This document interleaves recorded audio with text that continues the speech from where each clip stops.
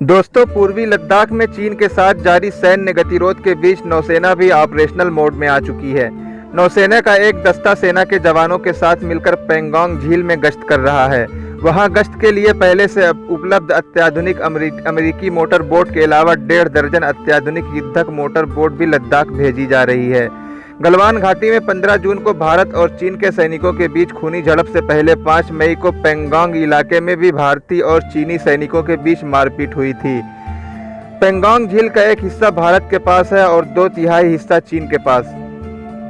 वास्तविक नियंत्रण रेखा समुद्र तल से करीब 14,000 फुट की ऊंचाई पर स्थित इस झील से होकर गुजरती है। भारतीय थल सेना के जवान इस झील में मोटर बोट के जरिए गश्त कर चीनी घुसपैठ को रोकते हैं। गलवान घाटी में भारत चीन सैनिकों के बीच झड़प के बाद से लद्दाख में सैन्य तनाव लगातार बढ़ रहा है। दोनों तरफ से युद्धक तैयारियां चल रही हैं। चीन से निपटने के लिए थल सेना ने तोपखाने और टैंक रेजिमेंट के अतिरिक्त दस्तों को अग्रिम हिस्से में तैनात किया है। वायुसेना भी लद्दाख में ऑपरेशनल मोड में है।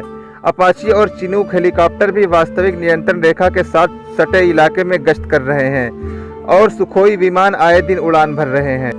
सूत्रों ने बताया कि नौसेना भी पेंगोंग में अपनी गतिविधियां शुरू कर चुकी हैं। इससे पहले थल सेना का वाटर विंग ही पेंगोंग में गश्त करते हुए चीनी सैनिकों की घुसपैठ को नाकाम बनाता था। पेंगोंग में गश्त के लिए भारतीय सेना अमेरिका से खरीदी गई अत्याधुनिक मोटर बोट का इस्तेमाल करती है। जीपीएस, नाइट विजन डिवाइस और मशीन गन से लैस इस मोटर बोट में एक समय में करीब 17 सैनिक सवार हो सकते हैं। सूत्रों के अनुसार नौसेना के 4 वरिष्ठ अधिकारियों का एक दल लेह आया था। इस दल ने पेंगोंग झील का दौरा किया और सेना की मोटर बोट व अन्य साजो सामान का जायजा लिया था।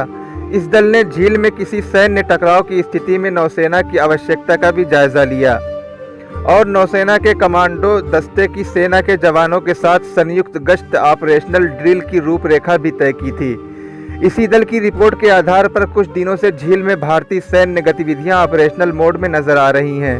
उन्होंने बताया कि नौसेना ने करीब 1.5 दर्जन अत्याधुनिक दमदार मोटर बोट को पेंगोंग में गश्त के लिए पहुंचाया है। ये मोटर बोट चीनी सेना के 928 बी टाइप जहाज़ों का मुकाबला करने में समर्थ है। सूत्रों ने बताया कि पेंगोंग में नौसेना की गतिविधियां शुरू होने से चीन पर सैन्य दबाव बढ़ेगा।